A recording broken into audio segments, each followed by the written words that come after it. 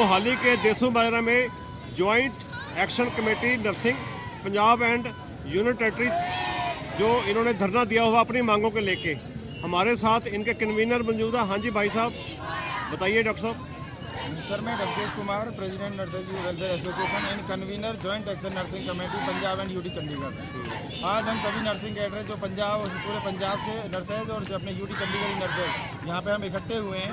सरकार से हम पहले एक बार सीएम साहब से मीटिंग हो गई, 4-5 बार डिप्टी सीएम ओपी सोनी साहब हैं जो हेल्थ मिनिस्टर की हैं, उनके साथ भी मीटिंग हो गई, और इसके अलावा जो सेक्रेटरी लेवल पर कम से कम 8-10 बार मीटिंग हो गई। लेकिन अभी तक सरकार जो हमारी जेन्युइन और लॉजिकल डिमांड है, ना तो उनको समझने को तैयार है, ना पूरा करने को तैयार है। आज उस रोज को आज जो हमारी जो नर्सिंग कैडर है, उनको जो बहुत दिनों से इनके झूठे बातों में चलते आ रहे हैं और आजकल करके अभी तक कोई नोटिफिकेशन ही जारी नहीं करी है। हमारी मात्र 3 डिमांड है जो पिछले पे कमीशन में टाइपोग्राफिकल एरर हुई थी, उसको ठीक करके 1/1/2006 से लागू किया जाए। इसके अलावा जो नई ज्वाइनिंग पे लड़के हैं उनको आप 29,200 ना देके जो सेंट्रल पैटर्न पे 44,900 बनती है वो दी जाए। दूसरी डिमांड है हमारी जो हमारे नर्सिंग के अलाउंसेज हैं, जैसे नर्सिंग केयर अलाउंस है, जो नर्सिंग का एक स्पेसिफिक अलाउंस है, नर्सेज को मिलना ही चाहिए। हमारे ट्रेवलिंग अलाउंस है, यूनिफॉर्म अलाउंस है, एजुकेशन अलाउंस है, चाइल्ड एजुकेशन के अलावा क्वालिफिकेशन अलाउंस है, हमारे सारे अलाउंस है सरकार ने रोक रखे हैं, कोई भी अलाउंस नहीं दे रहे। तो नर्सेज को सरकार ने बैकफुट पे लाके खड़ा कर दिया है। और जितने भी बुद्धिजीवी IAS ऑफिसर्स हैं उनको भी नर्सिंग कैडर की बातें समझ में आने के बाद भी वो लोग नज़रअंदाज करके बैठे हुए हैं। तो ये चीज़ें हमें मजबूरन, नर्सिंग कैडर हमेशा लोगों की सेवा में तत्पर रहता है, दिन रात सेवा करता है। और आप सबको, पूरी दुनिया को पता है कि जब सारी दुनिया अपने घरों में छुप के बैठी थी तो ये कोरोना वॉरियर्स सारे के सारे उस कोरोना महामारी से लड़ने में आमने सामने लड़ रहे थे। लेकिन सरकार की हमारी बातों को समझने को भी तैयार नहीं, मानने को भी तैयार नहीं। तो सर मजबूरन नर्सेज अब इस चीज़ पे आ चुकी हैं कि चाहे कुछ भी हो जाए, हम यहाँ से तभी उठेंगे जब नोटिफिकेशन जारी हो जाएगी। अदरवाइज ये एजिटेशन अभी पंजाब और यूटी तक ही सीमित नहीं है, all India government nurses federation Delhi हमारी बात हो गई है, तो ये नेशन वाइड स्ट्राइक हमारी कंटिन्यू कर दी जाएगी अगर सरकार मांगे पूरी नहीं करती है। अभी आपको क्या दे रहे हैं ये जो? सर अभी हमारा जो ग्रेड पे 4600 था उसको इन्होंने 2800 पे लाके रख दिया है, जो कि बहुत ही शर्मनाक बात है। कभी भी कोई भी सरकार किसी भी प्रोफेशन को डिग्रेड नहीं करती, हमेशा अपग्रेड करती है। अब ये चीज़ कोई भी समझ सकता है कि 4600 ग्रेड पे से 2800 पे लाना कितना अत्याचार वाला और एक कह सकते हैं गैर न्यायिक है। और इस स्थिति से बाहर निकलने के लिए नर्सेज को मजबूरन रोड पे आना पड़ा है, जिसके लिए हम चाहे किसी भी हद पे जाना पड़े, हम हमारी मांगे, हमारी डिमांड नहीं है, हमारी तो वो हक है, हम वो हक लेके रहेंगे। इस ग्रेड से जो सैलरी बनती कितनी है ऑन द होल जो पर मंथ? जो 4600 ग्रेड पे के आधार पर सेंट्रल गवर्नमेंट में 44,900 हमारी बेसिक सैलरी बनती है। जो अभी 250 ग्रेड से कितनी बनती है? 2800 पे वो 29,200 बन रही है जो मिल रही है आपको, जो मिल रही है, और कोई अलाउंसेज नहीं दे रहे। जबकि सेंटर में 44,900 के अलावा हमारे कम से कम 15 से 16,000 के अलाउंसेज हैं।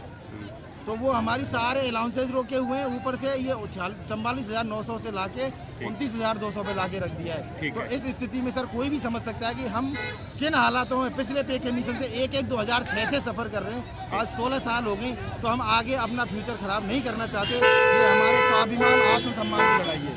ठीक। हाँ जी, तुसी की कहना चाहोगे जी? हाँ जी, मैं Robin Samson, president nursing association Firozpur ਦਾ ਜੀ ਤੇ ਜਨਰਲ ਸੈਕਟਰੀ ਪੈਰਾਮੈਡੀਕਲ ਫਿਰੋਜ਼ਪੁਰ ਦਾ ਜੀ।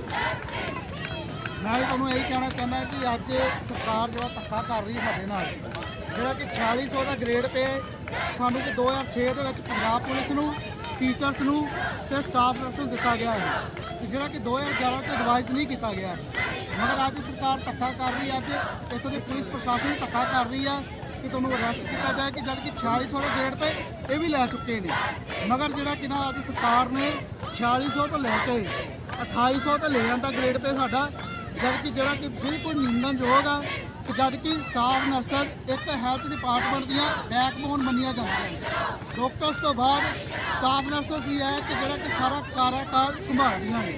मगर सरकार नूं मन ये नहीं समझ आ रही कि सरकार दा दिमाग 'च की चलदा पिया, कि जद कि हियारकी का हिसाब नाल डॉक्टर्स तो बाद स्टाफ नर्सेज आंदियां ने। अगर डॉक्टर्स 5500 का लै सकते तो स्टाफ नर्सेज 46 तो 2800 तो किवें आ गई। तो जिहड़ी भी नवीं भर्ती की है सरकार ने, 2800 ਗ੍ਰੇਡ ਪੇ ਤੇ ਬੜੀ ਚਲਾਕੀ ਨਾਲ ਕਰਨੀ ਆ ਕਿ ਵੀ 2800 ਤੇ ਭਰਤੀ ਕਰਕੇ ਸਰਕਾਰ ਨੇ ਇਹ ਚਲਾਕੀ ਖੇਡ ਲਈ ਕਿ ਹਾਂ ਵੀ ਅਗਰ ਜੂਨੀਅਰ ਨੂੰ ਅਸੀਂ 2800 ਤੇ ਲੈ ਆਵਾਂਗੇ ਤੇ ਨੈਚੁਰਲੀ ਅਸੀਂ ਕਿ ਨਾ ਪੇ ਕਮਿਸ਼ਨ ਦੇ ਵਿੱਚ ਜਿਹੜੇ ਸੀਨੀਅਰ ਬੈਠੇ ਇਹਨਾਂ ਨੂੰ 3200 ਤੇ ਲੈ ਆਵਾਂਗੇ। ਇਹ ਸਰਕਾਰ ਦੀ ਬੜੀ ਵੱਡੀ ਇੱਕ ਨਾਕਾਮਯਾਬੀ ਹੈ, ਜਦ ਕਿ ਸਰਕਾਰ ਦੇ ਮੰਤਰੀ ਕਿੰਨੀਆਂ ਪੈਨਸ਼ਨਾਂ ਲੈ ਰਹੇ ਨੇ।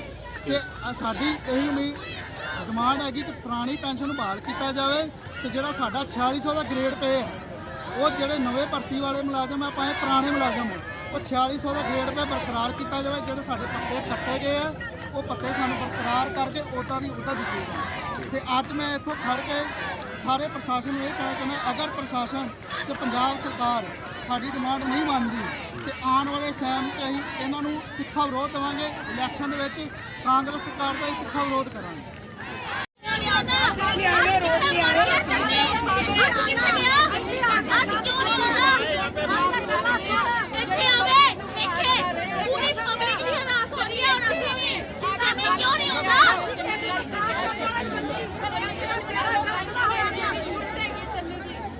ਸਾਡਾ ਕੋਈ ਮਕਸਦ ਨਹੀਂ, ਅਸੀਂ ਪਬਲਿਕ ਨੂੰ ਨਿਰਾਸ਼ ਕਰੀਏ, ਲੋਕਾਂ ਨੂੰ ਨਿਰਾਸ਼ ਕਰੀਏ। ਅਸੀਂ ਕਿਸੇ ਨੂੰ ਨਿਰਾਸ਼ ਨਹੀਂ ਕਰਨਾ, ਅਸੀਂ ਕਿਸੇ ਨੂੰ ਨਿਰਾਸ਼ ਨਹੀਂ ਕਰਨਾ ਚਾਹੁੰਦੇ। ਸਾਡੀ ਮਜਬੂਰੀ ਹੈ, ਚਿੱਟੇ ਕੋਟ ਪਾ ਕੇ ਅਸੀਂ ਸੜਕਾਂ ਤੇ ਉਤਰੇ ਆ। ਅਸੀਂ ਸਾਨੂੰ ਕੋਈ ਬਹੁਤ ਵਧੀਆ ਨਹੀਂ ਲੱਗ ਰਿਹਾ ਤੁਹਾਨੂੰ ਨਿਰਾਸ਼ ਕਰਕੇ। ਸਾਡੀ ਤੁਹਾਡੇ ਸਾਰੇ ਅਸੀਂ ਮਾਫੀ ਮੰਗਦੇ ਆ, ਤੁਹਾਨੂੰ ਵੀ ਸਲਾਮ, ਅਸੀਂ ਮਾਫੀ ਵੀ ਮੰਗਦੇ ਆ। ਹੁਣ ਸਾਡੀ ਮਜਬੂਰੀ ਹੈ, ਸਾਡੀ ਮਜਬੂਰੀ ਹੈ। ਚੰਨੀ ਸਰਕਾਰ ਮੈਡਮ ਤੁਹਾਡੀ ਮਜਬੂਰੀ ਆ। ਪਿੱਛੇ ਅਗਰ ਪੇਸ਼ੈਂਟ ਨੂੰ ਕੁਝ ਹੋ ਗਿਆ ਉਹਦੇ ਜ਼ਿੰਮੇਦਾਰ ਤੁਸੀਂ ਹੋਵੋਗੇ।